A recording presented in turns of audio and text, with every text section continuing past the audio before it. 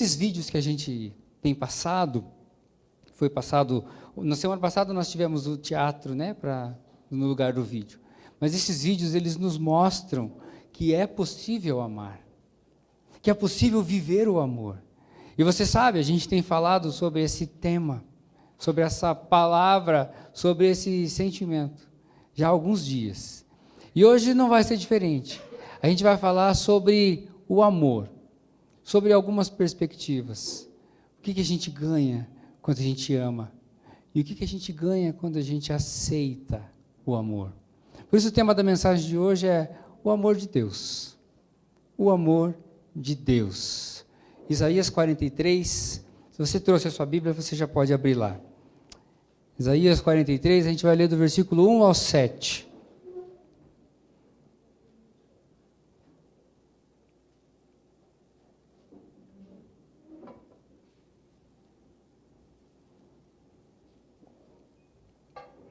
Do 1 ao 7, Isaías 43.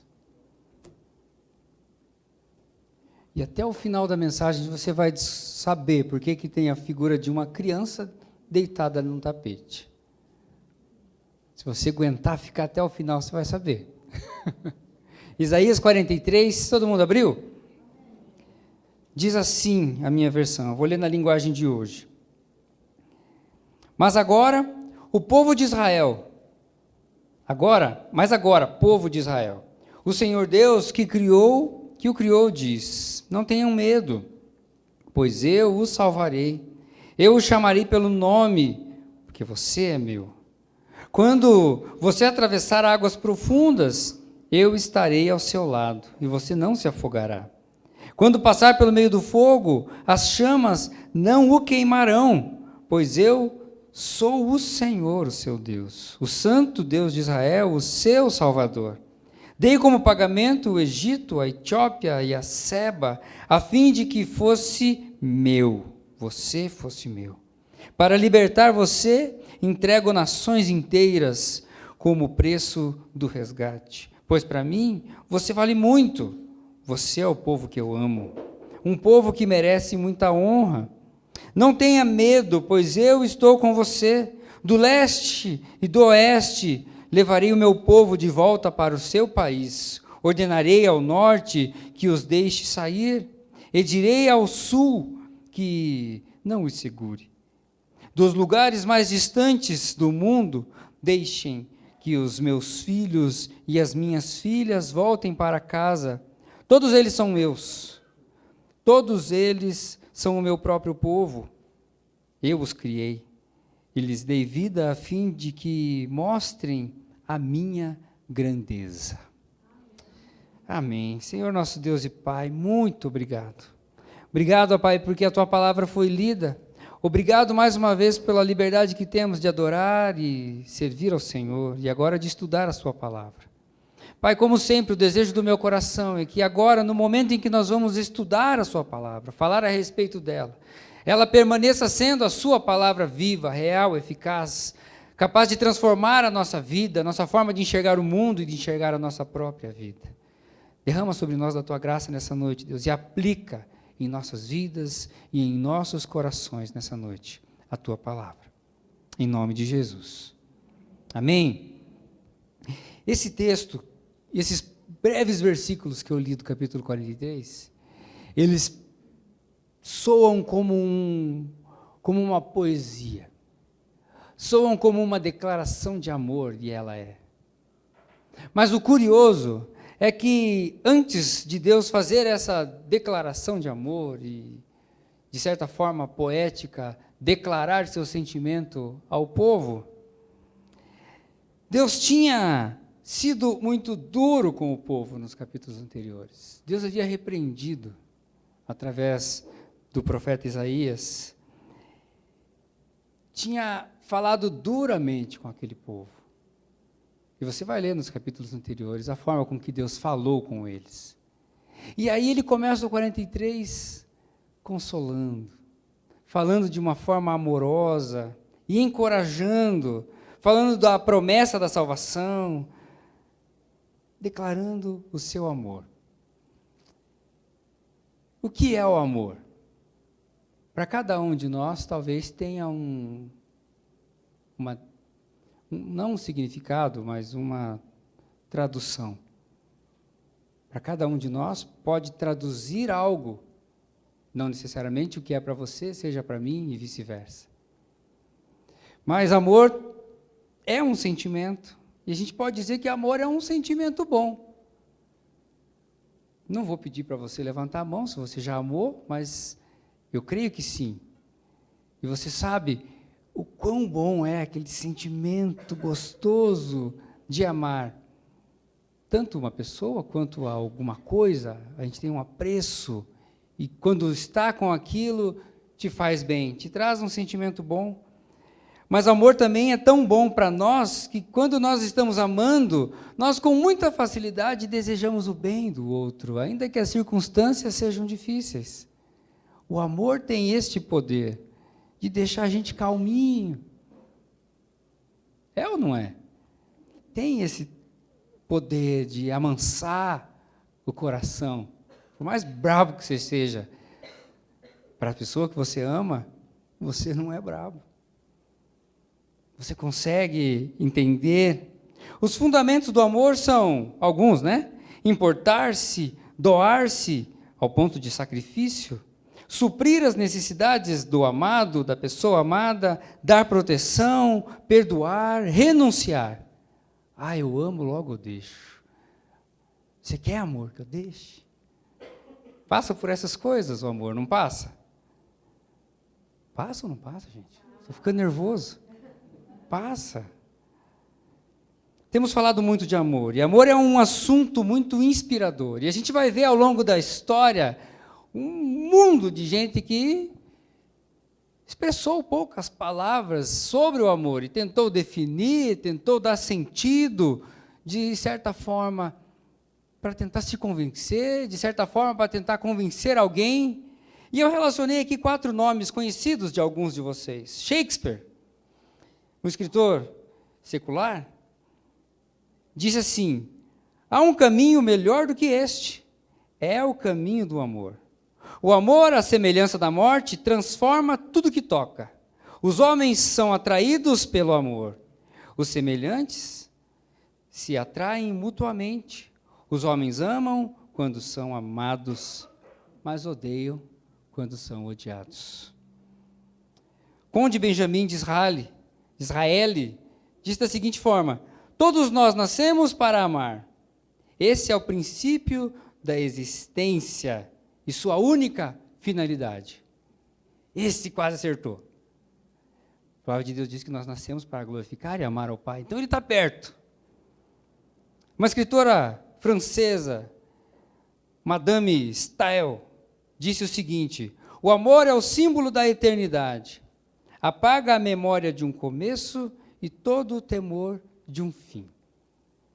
E para fechar, um pintor e escritor libanês chamado Khalil Gibran disse assim: o químico pode extrair de seu próprio coração os elementos de compaixão, de respeito, de anelo, de paciência, de lamento, de surpresa e de perdão.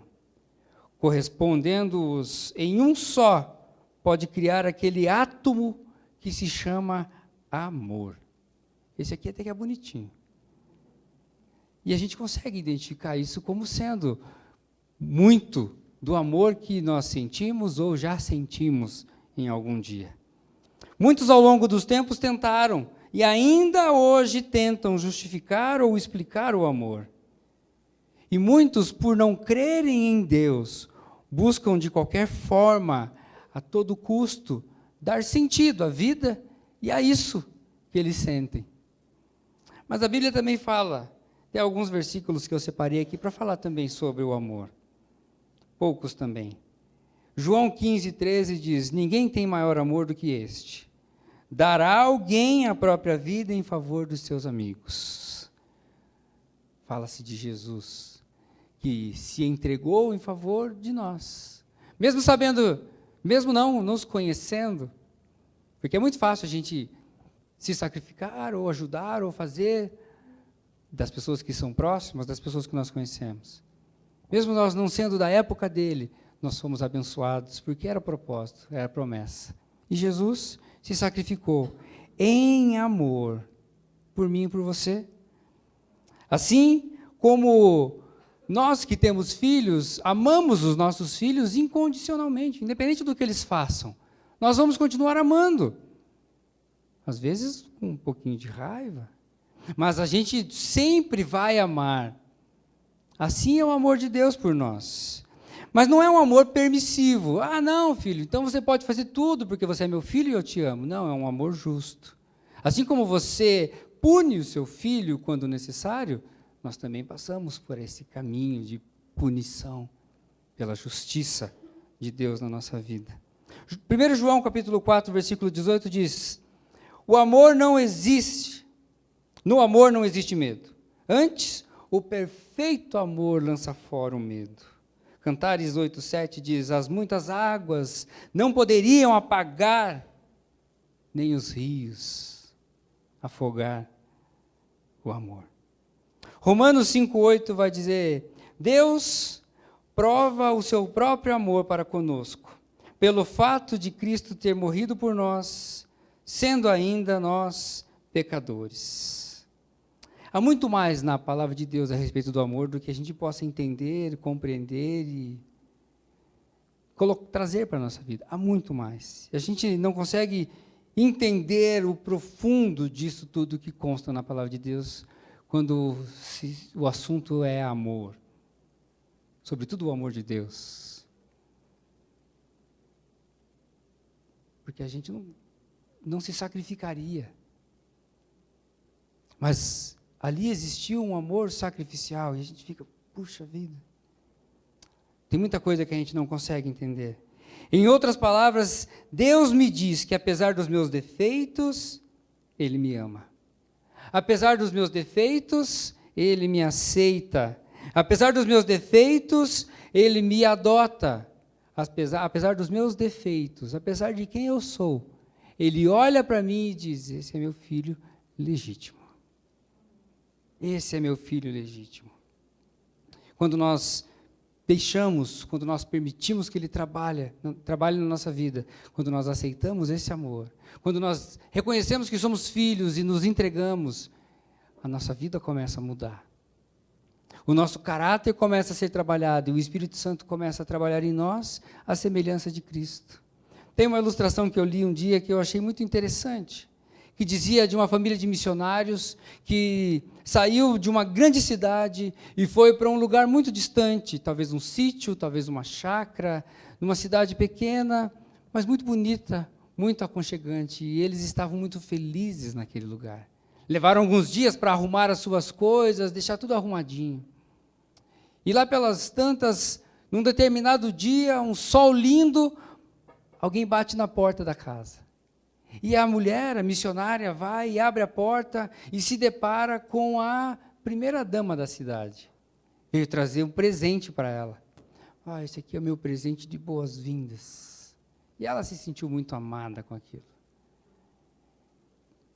E aí ela se despediu, e ela entrou, e chegou e colocou sobre a mesa aquele embrulho, e viu que tinha um bilhete. E ela leu o bilhete, mas ela abriu a caixa, e quando ela abriu a caixa, ela se deparou com algo horrível. Ela se deparou com um monte de estrume de todos os bichos que tinham naquela região. E ela começou a chorar. E ela ficou muito triste, passando mal em cima daquilo, e ficou com aquele sentimento muitos dias. Passado um tempo, ela soube que aquela mulher estava de aniversário. Ela não pensou duas vezes, ela preparou um presente para ela. Foi até lá e entregou para ela um presente também com um cartão. E saiu. E o presente era um grande buquê de flores, com as flores mais bonitas que tinham naquele lugar. Ela preparou com todo carinho, com todo amor, e colocou um cartãozinho. E ela entregou, e a mulher, sem entender, ela pegou aquele cartão e viu ela saindo. Depois ela soube a reação da mulher quando leu. No cartão dizia assim: cada um dá do que tem. Jesus ama você. E aquilo impactou aquela mulher. Sabe, quando nós permitimos que Deus trabalhe em nós, quando nós entendemos o amor dele por nós, não é que a gente não se abale com as coisas que vêm. O Espírito Santo nos ajuda, nos dá direção, nos dá sabedoria, e o amor de Deus que está em nós constrange o coração das outras pessoas. Eu e você somos filhos amados. Eu e você fomos adotados por Deus. No momento em que nós aceitamos. Quando nós reconhecemos que necessitamos de Jesus. Quando nós nos percebemos pecadores. E nós dizemos, como diz em Romanos capítulo 10, versículo 9, aquele que crê no seu coração e confessa com a sua boca, este encontra a salvação. Neste momento, eu e você nos tornamos filhos adotados de Deus. E depois de ser adotados por Deus, são muitos os benefícios, então, que eu e você temos na nossa vida. São muitos os benefícios que recebemos porque nos tornamos filhos. E essa noite eu quero falar sobre 3 benefícios. 3 benefícios. Tentarei ser bem breve. Primeiro benefício que eu e você temos quando deixamos que o Espírito trabalhe em nosso coração e nos molde. Então, nos tornamos filhos por adoção. Primeiro benefício é que nós recebemos o Espírito Santo de Deus. E porque vós sois filhos, enviou Deus ao nosso coração o Espírito do seu Filho. Romanos 8,16 diz: o próprio Espírito testifica ao nosso espírito que então somos filhos de Deus. Todo filho que é nascido de Deus é adotado do jeito que eu falei. É adotado no momento em que aceita Jesus. No momento em que o Espírito sela a nossa vida. Naquele momento, Deus nos adota e nos faz, como diz o apóstolo Pedro, participantes da sua natureza. Em 2 Pedro, capítulo 2, versículo de 1 a 4, diz assim: Simão Pedro, servo e apóstolo de Jesus Cristo, aos que convosco obtiveram fé, igualmente preciosa na justiça do nosso Deus e Salvador Jesus Cristo, graça e paz sejam multiplicadas no pleno conhecimento de Deus e de Jesus, nosso Senhor, visto como pelo seu divino poder, nos têm sido doadas todas as coisas que conduzem à vida e à piedade. Pelo conhecimento completo daquele que nos chamou para a sua glória e virtude, pelas quais nos têm sido doadas suas preciosas e muito grandes promessas, para que por elas vos torneis coparticipantes da natureza divina, livrando-nos da corrupção, das paixões que há neste mundo. No momento em que eu e você reconhecemos que necessitamos de Jesus e o Espírito Santo entra no nosso coração, nós passamos a ser participantes da natureza de Deus. Ela está em nós. A presença do Espírito Santo vem pela fé em Jesus. E ele nos é dado para que tenhamos o pleno conhecimento de Deus. Pelas promessas de Deus, somos participantes da herança eterna de Deus. E o Espírito Santo é a garantia de que isso vai se cumprir na nossa vida. Amém? O segundo benefício que nós encontramos nesse momento, no momento em que nós nos tornamos adotados, é uma íntima relação com Deus.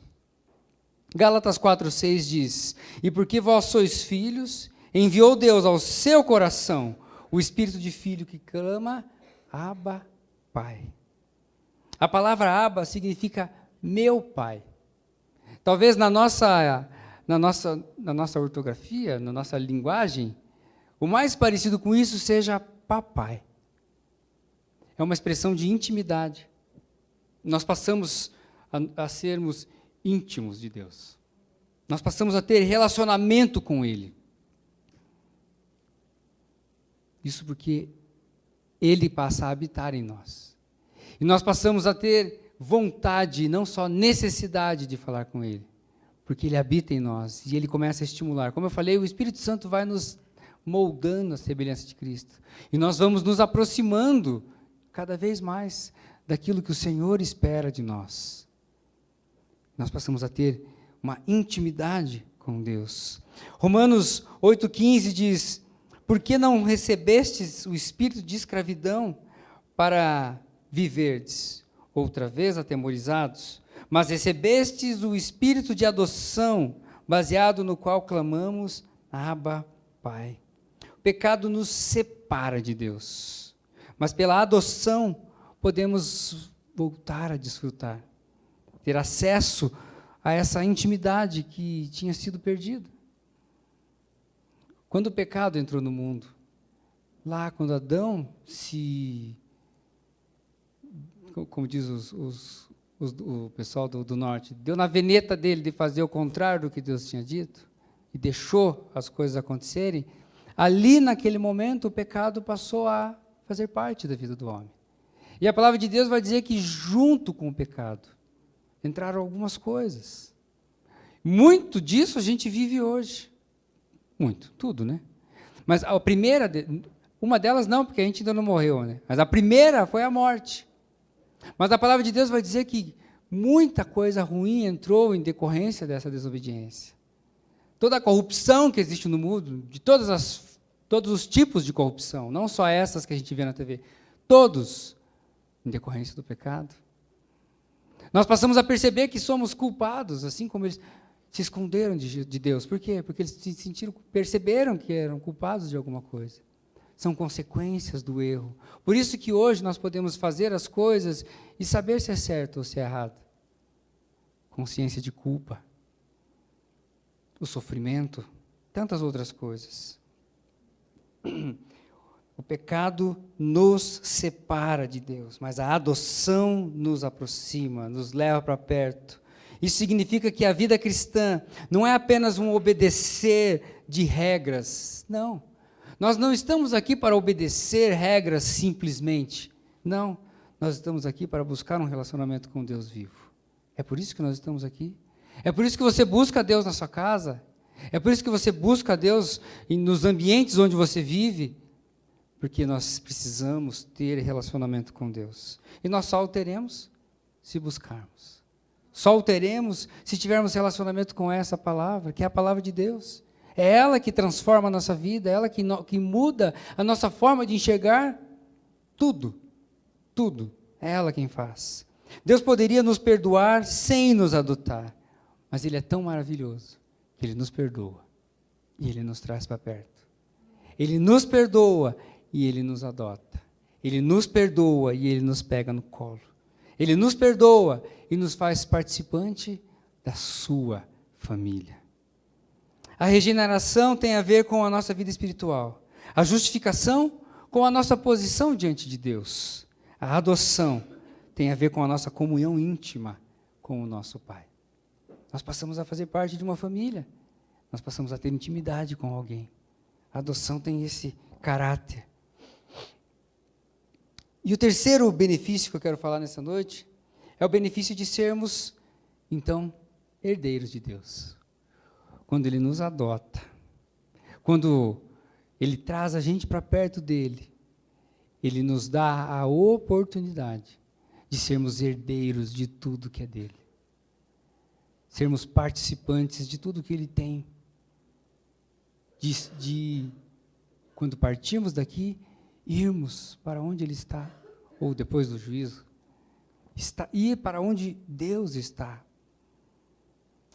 Mas qual é a herança de Deus? Qual é a sua riqueza? A Bíblia vai dizer de várias formas. A síntese, a vida eterna, é a herança de Deus. Deus tem para mim e para você a vida eterna, a oportunidade de viver com Ele depois. A herança dos crentes é a mesma herança, a herança que eu e você temos é a mesma herança de Cristo. Gálatas 4:7 diz: De sorte que já não és escravo, porém filho, e sendo filho, também herdeiro por Deus. Eu gosto de uma outra versão que diz assim: assim vocês não são mais escravos, vocês são filhos. E já que são filhos, Deus lhes dará tudo o que Ele tem para dar aos seus filhos. Romanos 8,17 diz: ora, se somos filhos, somos também herdeiros, herdeiros de Deus e co-herdeiros de Cristo. Se com Ele sofremos, também com Ele seremos glorificados. Amém? Por isso, o que é de Cristo também é meu. O que é de Cristo também é seu. A vida eterna também está disponível para você. A vida eterna também está disponível para os seus. Basta que eles também aceitem. Basta também que eles reconheçam. E se de alguma forma, ou, existe alguém aqui que ainda não se reconheceu pecador e não aceitou Jesus, também está disponível para você. Essa graça, essa eternidade também está disponível para você. E é sobre isso que a gente está falando nessa noite. E nós que merecíamos o castigo, merecíamos a morte eterna, vamos receber a mesma herança que Cristo recebeu. A mesma herança. Por isso que aquele que crê em Cristo é rico espiritualmente. Aquele que crê em Cristo recebe também a mesma herança que Cristo recebeu. Tudo o que é de Cristo é nosso. E a Bíblia vai dizer que inclusive o seu reino, o reino dele também passa a ser nosso. Lucas 12:32 diz: Jesus continuou dizendo: meu pequeno rebanho, não tenha medo, pois o Pai tem prazer em dar a vocês o reino. O Pai tem o prazer de dar o reino a vocês. Este é o reflexo do grande amor de Deus por nós. Ele nos adota, Ele nos salva e Ele nos faz participantes da sua família. Romanos 8,15 tem uma versão que diz: pois vocês não receberam um espírito que os escravize, para novamente temerem, mas receberem o espírito que os torna filhos por adoção. Eu e você somos filhos por adoção quando aceitamos Jesus. Nos tornamos filhos por adoção. E a palavra adoção, para algumas pessoas, traz um peso diferente. Eu cresci com esse pensamento, porque eu tinha dentro da minha casa uma pessoa que é adotada. Meus pais se casaram muito cedo e a minha mãe engravidou com 15 para 16 anos e a primeira gestação ela perdeu. O corpo não deu conta. E ela perdeu aquela criança. Ela ainda estava de luto daquela perda. Quando um dia bateram na casa da minha mãe, lá em Campo Mourão. Foi aqui que perderam um nenenzinho? Minha mãe falou, sim. Então eu queria dizer para você, se você não gostaria de adotar uma criança. Acabou de nascer. Era 25 de dezembro. De que ano que minha irmã é? Sei lá. É de 70, né? 25 de dezembro de 1970. Não, é 50, é 60, 69. Ela faz 50 esse ano. E minha mãe falou assim, eu posso ir lá ver. E a minha mãe foi lá e viu, nenezinho, uma negrinha linda, e a minha mãe pegou. Naquela época era mais fácil. E ela registrou aquela criança e levou para casa. E começou a cuidar daquela criança. Quando ela estava com uns 12, 13 anos, a minha mãe falou para ela assim, você é adotada, aconteceu assim, assim, sabe? Até tentaram ir atrás da família e tal, e não acharam. Mas, então quando eu nasci, a minha irmã já estava lá com seus tantos anos, e quando eu entendi o que era isso, eu captei, minha irmã é adotada. Para mim não fez a menor diferença, minha irmã. mas ela tinha esse sentimento ruim.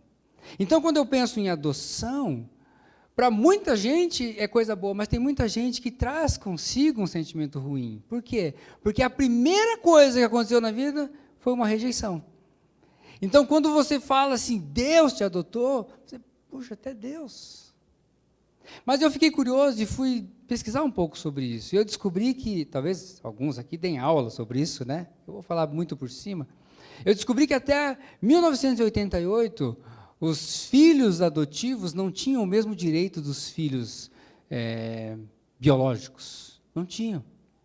E a partir da Constituição de 88, isso mudou. Os filhos adotivos passaram a ter os mesmos direitos que os outros filhos. Mas será que isso muda um sentimento de rejeição? E eu fico pensando nessa história do apóstolo Paulo, quando ele fala assim, então vocês passam a ser herdeiros, cordeiros, mas são adotados. E eu fiquei curioso e fui estudar um pouco mais sobre isso. E eu cheguei a alguns estudos que explicam o contexto do porquê o apóstolo Paulo disse aquilo para aquelas pessoas desta forma. No contexto romano, tinha uma coisa que eu anotei aqui, chamado... Onde é que eu anotei? Existia uma tradição que se chamava dias lústricos, ou dias de consagração. O que era isso? Quando nascia um menino. A família não registrava, a família não registrava, naquela época não sei, né? Mas a família não dava nome. Durante 9 dias, essa criança não tinha o nome da família. No 9º dia, a mãe da criança, pegava aquela criança, levava numa sala, talvez num tapete como esse, bonito como esse, colocava a criança no centro do tapete. E o pai estava próximo. E aí o pai, no 9º dia, tinha a opção de pegar essa criança ou rejeitar essa criança. Se ele olhasse para aquela criança e visse que a criança tinha um defeito, que a criança não era do jeito que ele tinha sonhado, que a criança não era do jeito que ele tinha imaginado, ele recusava. E aquela criança era destinada a outra família. Mas essa mesma tradição diz que quando a pessoa adotava, que era o símbolo disso, adotava, essa criança passava a fazer parte da família com todos os direitos. E assim também, quando, em outras situações, adotavam os que também não eram seus. Quando pegava aquele serzinho, passava a fazer parte da família com todos os direitos. E nesse contexto, o apóstolo Paulo diz, quando vocês reconhecem, quando vocês aceitam, vocês se tornam co-herdeiros. E vocês são adotados. Para aquele povo, a palavra adotado significa assim, ninguém nunca mais vai rejeitar a gente. Esse que nos adotou, nunca vai nos abandonar. Esse era o sentido para o povo romano. Esse que nos adotou, nunca vai nos abandonar. Nós somos filhos adotados, porém, no coração dele, somos legítimos, com os mesmos direitos. O romano entendia que a adoção era para sempre. Era um gesto irrevogável. Pegou, já amou. Por isso ele falou isso. E na história houveram casos onde sucessores de grandes homens foram seus filhos adotados. O imperador Júlio César diz a história que ele adotou Otávio Augusto, seu sucessor. Diz a história que então Otávio Augusto adotou Tibério César, seu sucessor. O que mostra que o laço entre pais e filhos adotivos era por vezes mais profundos do que os com os filhos biológicos. E o que Paulo está dizendo para mim e para você é que se Deus nos deu o espírito de adoção. Isto garante que Ele jamais vai nos rejeitar. Que a palavra dEle vai se cumprir na nossa vida e na nossa história, porque nós somos filhos de Deus. Garante que sempre seremos filho, garante que Ele nunca vai voltar atrás das promessas que Ele fez para nós e a nosso respeito. E aí eu quero lembrar de uma outra cena. A cena onde um filho biológico falou: Pai, se for possível,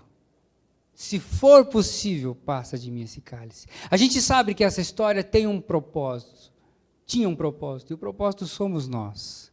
O amor de Deus estava por trás disso tudo, e Ele tinha um plano específico. Mas o filho biológico dele disse: Pai, se for possível, passa. Contudo, seja feita a sua vontade. E eu não tenho dúvidas de que no momento em que Jesus foi crucificado e morreu naquela cruz, naquele instante, a adoção se tornou possível para todos nós. Naquele instante. Do mesmo jeito que quando a pessoa pegava a criança e se tornava parte, quando Jesus morreu, nós nos tornamos crianças no tapete, e o Senhor disponível para nós. Basta que a gente aceite isso e viva dessa forma. Reconheça que nós somos necessitados dessa salvação. Porque ela sim está disponível para mim e para você, desde que a gente aceite, desde que a gente reconheça. Amém? Porém, mesmo com toda essa demonstração de amor, com tudo isso que nós já vimos e já vivemos, nós ainda temos dificuldades de amar. Nós temos dificuldades. Tem coisas que a gente não consegue fazer.